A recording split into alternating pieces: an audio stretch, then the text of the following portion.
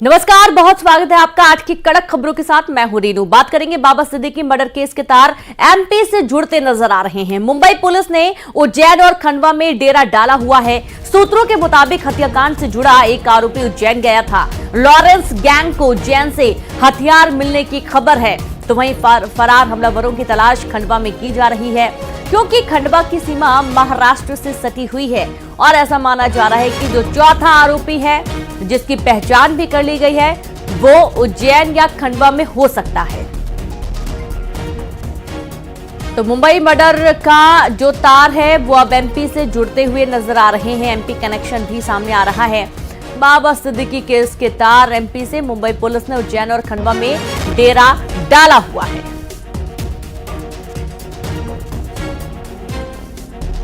और चलिए सीधे रुक करेंगे उज्जैन से। संवाददाता अजय पटवा खंडवा से अमित जायसवाल जुड़ गए। तो सबसे पहले तो अजय आपके पास आते हैं। अब महाराष्ट्र मर्डर केस, बाबा सिद्दीकी का जब से मर्डर हुआ उसके बाद से अब ये माना जा रहा है कि उज्जैन से भी कुछ ना कुछ कनेक्शन निकल रहा है। क्या है पूरी जानकारी अजय? जी देखिए, बाबा सिद्दीकी की जो हत्याकांड हुआ है इसके बाद से महाराष्ट्र पुलिस की एटीएस जो क्राइम ब्रांच की टीम है वे लगातार कल से उज्जैन में डेरा डाले हुए हैं, क्योंकि उज्जैन क्राइम ब्रांच की टीम भी उनकी मदद कर रही है। 7 सदस्यीय दल जहां पर आया हुआ है और वे ऐसे शख्स की तलाश कर रहे हैं जो इस हत्याकांड में उनसे जुड़ा हुआ है। तो कहीं ना कहीं ऐसे जो संदिग्ध व्यक्ति है उसकी तलाश क्राइम ब्रांच के द्वारा की जा रही है और कल से ही उज्जैन और आसपास के इलाकों में सर्चिंग की गई है और जो माना जा रहा है कि आज संभवतः जो क्राइम ब्रांच की टीम है वे उनको सफलता हासिल हो सकती है। तो कहीं ना कहीं जिस तरीके से बाबा सिद्दीकी की हत्या के मामले में 2 आरोपी मुंबई पुलिस के हत्थे चढ़े थे और उनके बताने के बाद ही जो है क्राइम ब्रांच की टीम अलग अलग राज्यों में छापामार कार्रवाई कर रही है आरोपियों को पकड़ने के लिए, कि इसमें जो लोग जुड़े हुए हैं उन लोगों से कहीं ना कहीं मध्य प्रदेश के भी तार जुड़े नजर आ रहे हैं। तो ऐसे में अब उज्जैन और खंडवा में भी जो ओंकारेश्वर है वहां पे पुलिस क्राइम ब्रांच की टीम के द्वारा कार्रवाई की जा रही है। तो कहीं ना कहीं देखना होगा कि अब क्राइम ब्रांच की टीम को कितनी सफलता हाथ लगती है। जी बिल्कुल। और साथ ही अमित आपके पास आते हैं। ऐसा माना जा रहा है कि महाराष्ट्र से खंडवा सटा होने के कारण, सीमा होने के कारण, जो चौथा फरार आरोपी है वो खंडवा में भी हो सकता है। जी बिल्कुल रीनू, जिस तरह से हमारे साथी उज्जैन से बता रहे थे कि उज्जैन और ओमकारेश्वर में लगातार टीमों की नजर बनी हुई है। कल से ही महाराष्ट्र की जो पुलिस है वो यहाँ डेरा डाले हुए है ओमकारेश्वर में और लगातार सर्चिंग की जा रही है। स्थानीय पुलिस की भी मदद ली जा रही है और स्थानीय पुलिस सहयोग भी कर रही है। अगर खंडवा की बात करें तो खंडवा जो है अलग अलग जो संगठन है उनका भी गढ़ रहा है। कभी सिमी के सदस्य यहाँ रहे हैं, कभी इंडियन मुजाहिदीन के सदस्य रहे। तो ऐसे में लॉरेंस गैंग के सदस्यों की भी यहाँ मदद हो सकती है या उनको जो छिपने छिपाने में उनका कोई सहयोग कर सकता है, इस तरह की आशंका यहाँ पर होने की वजह से टीमों ने दस्तक दी। और खासतौर से कल लगातार ये इनपुट्स मिल रहे थे कि जो फरार आरोपी है वो धार्मिक स्थलों पर पहुंच सकते हैं। तो मध्य प्रदेश और हमारे खासतौर से जो ये क्षेत्र है उज्जैन और ओमकारेश्वर बड़े क्षेत्र है और यहाँ होने की जो संभावनाएं थी उस आधार पर सर्चिंग की जा रही है। इनपुट्स मिले हैं, सर्चिंग जारी है। सफलता कितनी मिल पाएगी ये फिलहाल कहना मुश्किल है। जी बिल्कुल। और ये वाकई में थोड़ा चौंकाने वाला भी है, क्योंकि जिस तरीके से हत्या हुई है उसके बाद से इसके तार एमपी कनेक्शन भी निकलता हुआ सामने आ रहा है। अजय, एक बार फिर से आपके पास आते हैं। जानकारी जैसा कि है कि जो हथियार थे वो मध्य प्रदेश से मिले थे, ये कहां तक सही है? क्योंकि जिस पिस्तौल से हमला किया गया है अजय, 9.9 mm की पिस्तौल थी, जो कि बुलेट प्रूफ गाड़ी के शीशे के भी अंदर जा घुसी है। तो ये बहुत चौंकाने वाली बात निकलकर सामने आई है अजय। ये देखिए, यदि इस प्रकार की बात है तो कहीं ना कहीं जब वो जो आरोपी की तलाश की जा रही है तो जो आरोपी है वे क्राइम ब्रांच के हत्थे चढ़ेगा और जब पुलिस उससे पूछताछ करेगी, इस पूछताछ के बाद ही चल पाएगा कि आखिरकार उसने ये हथियार कहाँ से लिए थे, किस क्षेत्र से लिए थे और कौन लोग जो हथियार सप्लाई करने वाले हैं, वो कौन गिरोह है जो इनको हथियार सप्लाई करा रहा था।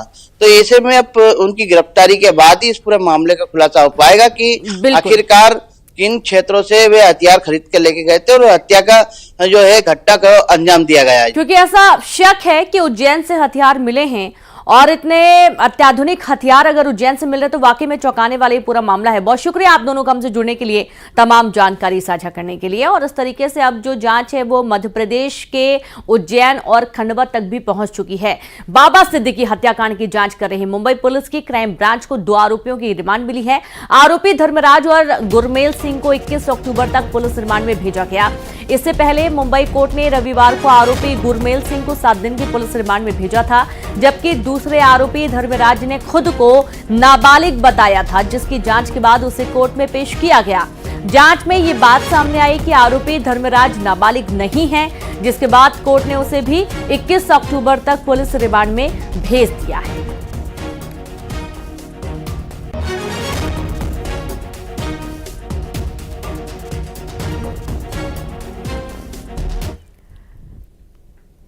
उधर मुंबई पुलिस ने बाबा सिद्दीकी हत्याकांड में तीसरी गिरफ्तारी की है। मुंबई पुलिस ने आरोपी शुभम लोनकर के भाई प्रवीण लोनकर को पुणे से गिरफ्तार किया है। ये उन साजिशकर्ताओं में से एक है जिसने शुभम लोनकर के साथ मिलकर शूटर धर्मराज कश्यप और शिव कुमार गौतम को साजिश में शामिल किया था।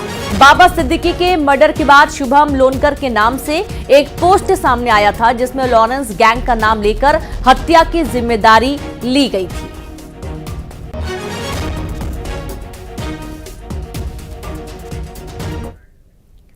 उधर हत्या में शामिल चौथे आरोपी जिशान अख्तर की पहचान कर ली गई है। पुलिस के हाथ जिशान अख्तर की क्राइम हिस्ट्री लगी है, जिसमें उसका असली नाम मोहम्मद यासीन अख्तर बताया जा रहा है। जिशान अख्तर को 2022 में हत्या और डकैती के मामले में पंजाब के जालंधर से गिरफ्तार हो चुका है। जेल से आने के बाद वो हरियाणा के कैथल में गुरमेल के घर गया था, जिसके बाद वो मुंबई के लिए रवाना हुआ। पुलिस सूत्रों के मुताबिक सभी आरोपी एक साथ रहते थे।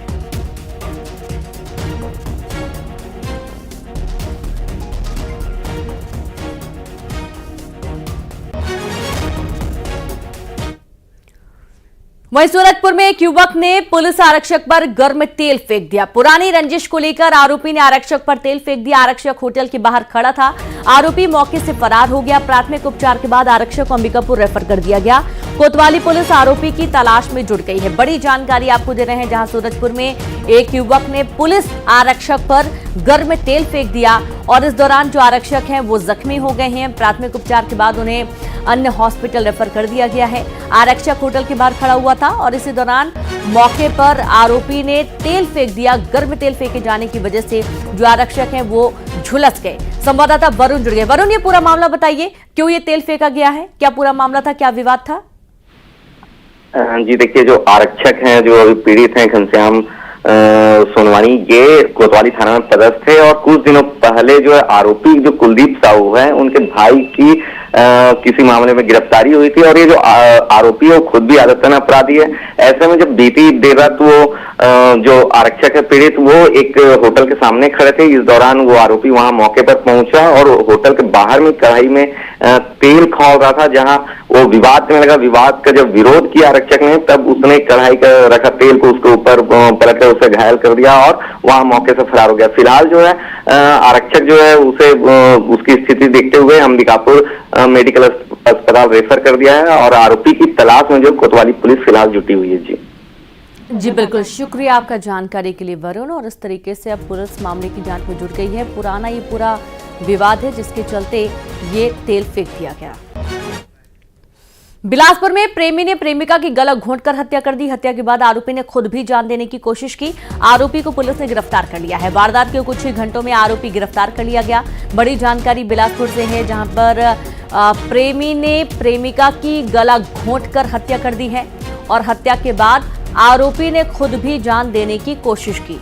आरोपी को पुलिस ने गिरफ्तार किया। वारदात के कुछ ही घंटों में आरोपी गिरफ्तार कर लिया गया।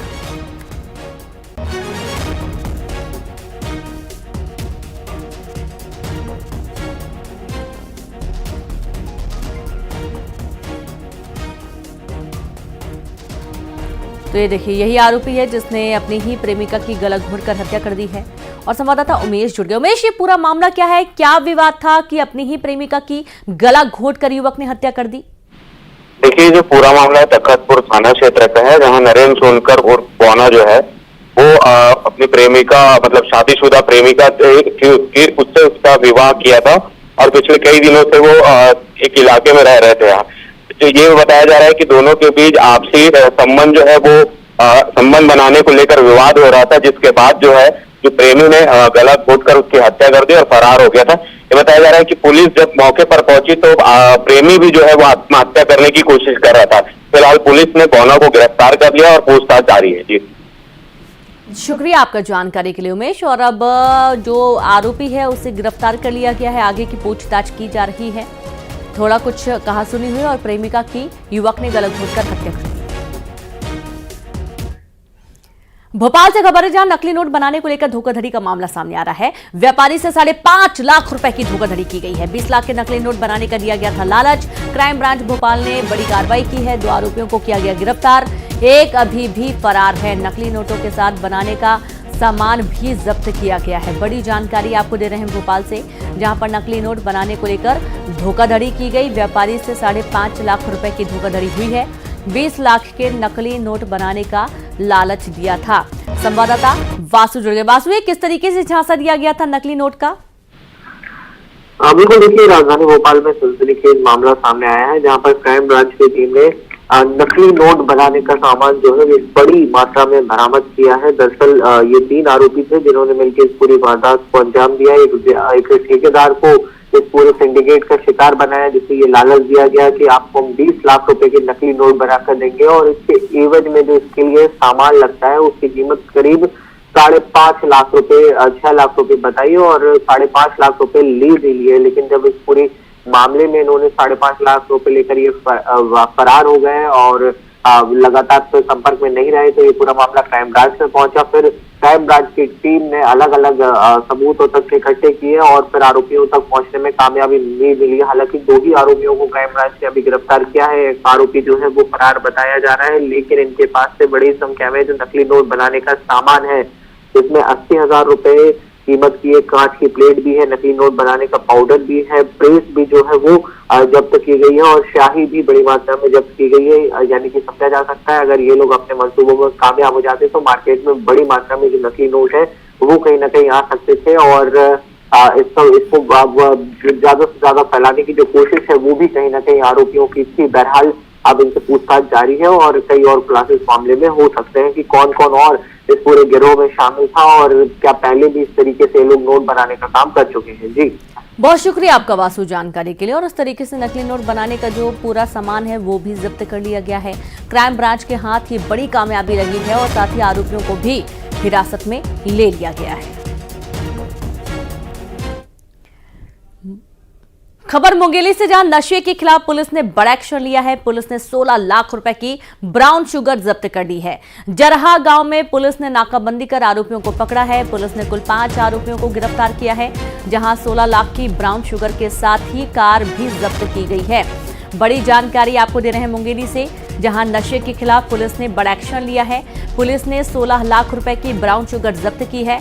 जरहा गांव में पुलिस ने नाकेबंदी कर आरोपियों को पकड़ा है। पुलिस ने कुल 5 आरोपियों को गिरफ्तार किया है।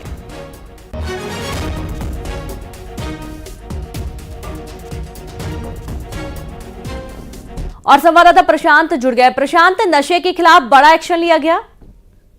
जी निश्चित रूप से नशे पर ये मुंगेली पुलिस की बड़ी कार्रवाई कही जा सकती है, क्योंकि लगातार शिकायतें मिल रही थी और ग्रामीण लगातार यह नागरिक नशे को लेकर नाइट्रा या ब्राउन शुगर और जैसे नशीली पदार्थों को लेकर, क्योंकि लगातार चाकूबाजी या जो आपराधिक घटनाएं हो रही थी कहीं ना कहीं नशे के चलते हो रही थी, तो कहा जा सकता है कि नशे पर यह बड़ी कार्रवाई है। जरहा गांव पुलिस ने छतौना के पास नाकेबंदी की और एक अर्टिगा कार को रोका, जिसमें से 16 लाख रुपए के ब्राउन शुगर जब्त किए गए हैं। वहीं 5 आरोपियों की गिरफ्तारी की गई है। नारकोटिक एक्ट के तहत इनके ऊपर कार्रवाई की गई। बताया जा रहा है कि ये सभी जो आरोपी हैं ये अर्टिगा गाड़ी से अंबिकापुर तरफ से आ रहे थे और ये मुंगेली इस पूरे जो ब्राउन शुगर है उसे खपाने की तैयारी में थे।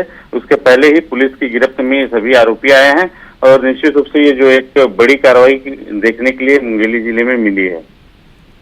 शुक्रिया आपका जानकारी के लिए प्रशांत। और ये सूचना मिली थी और इसके बाद पुलिस ने एक्शन लिया है।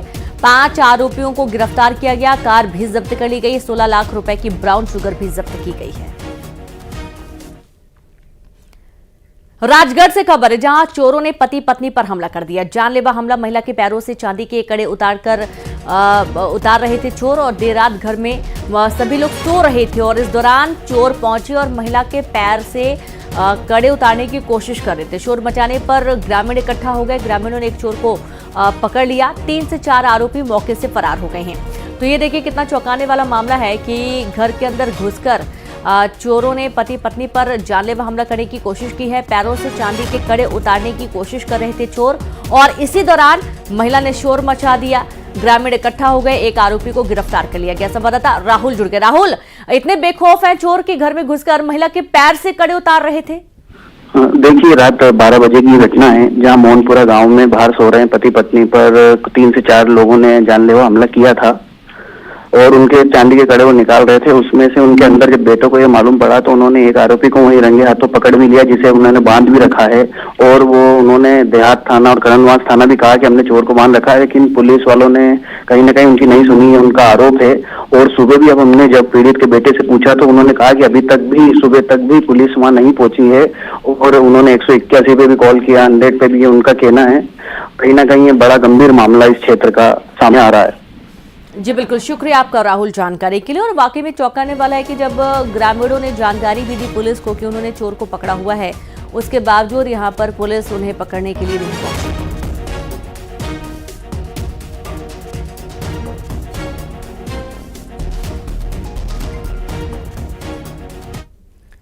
जयपुर की सड़कों से एक हैरान कर देने वाली घटना सामने आई, जहां पर एक सड़क पर बिना ड्राइवर के ही एक जलती कार दौड़ने लगी, जिसे देखकर दूसरे राहगीर भी खौफ में आ गए। लोग अपनी जान बचाकर भागते नजर आए।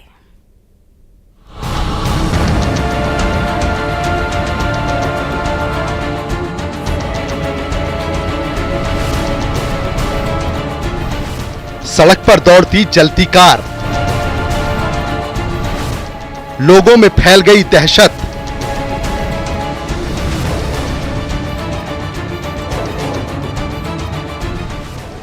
जयपुर की सड़क पर उस वक्त कोहराम मच गया जब एक कार आग का गोला बन गई।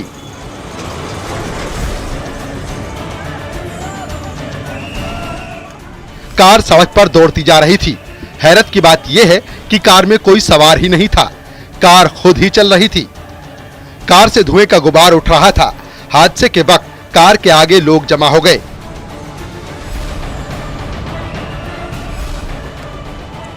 कोई कार में था, कोई बाइक में सवार होकर आया था, लेकिन कार आगे बढ़ती गई। एक बाइक वाला उसकी चपेट में आने वाला था, लेकिन उसने किसी तरह अपनी जान बचा ली।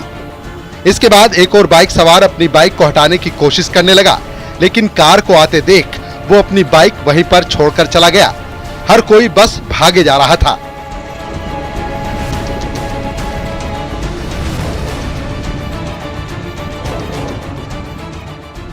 किसी तरह लोगों ने अपनी जान बचाई। रोड पर भागती इस कार को रोकने के लिए लोगों के पसीने छूट गए। थोड़ी दूर जाकर कार डिवाइडर से टकराई और रुक गई। घटना अजमेर से सोडाला की ओर जाती एलिवेटेड रोड की है। कार इसी तरह करीब 300 मीटर तक दौड़ती रही। उसे देखकर लोगों के होश उड़ गए।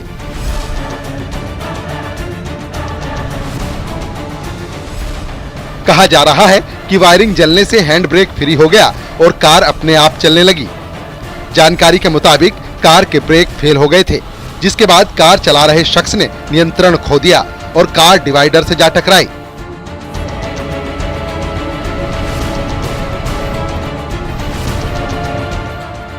कार चालक ने हैंड ब्रेक खींचा और किसी तरह कूदकर अपनी जान बचा ली, लेकिन उसके बाद कार अपने आप ही सड़क पर दौड़ने लगी। लेकिन उसके बाद जो हुआ उससे दूसरे राहगीर भी दहशत में आ गए।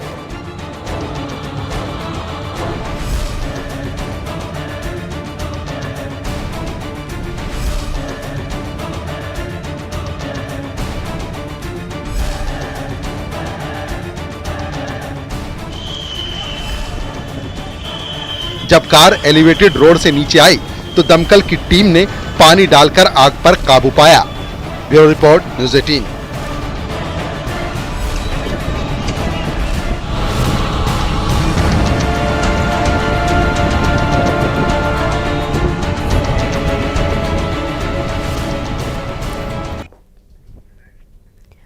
और चलिए अब देखेंगे 20 बड़ी खबरें तेज अंदाज में।